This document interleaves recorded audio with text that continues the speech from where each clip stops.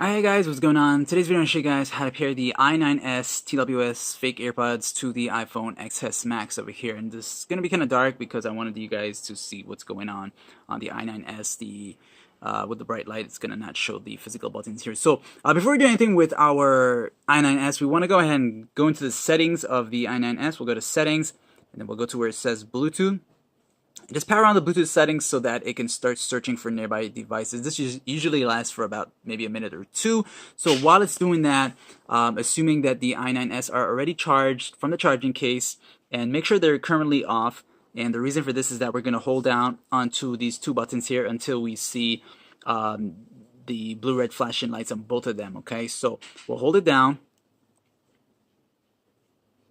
Alright, you'll see this. Let it go once they start doing this, the blue-red flashing lights. And then they're going to sync to each other. You'll see the double flashing blue lights like this, which means they've synced to each other.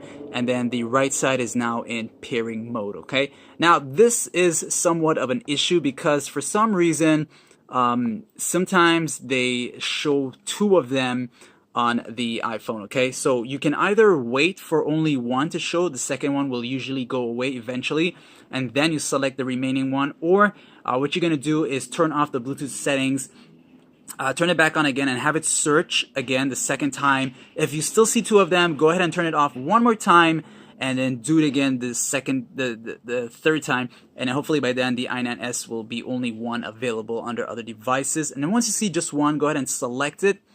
It will show that it's trying to connect, and then you'll see that it is connected. And once you've done that, the pairing lights will be gone. However, the i9s, they do have the constant flashing blue lights, just in case you were wondering. And hopefully this guide was helpful, guys.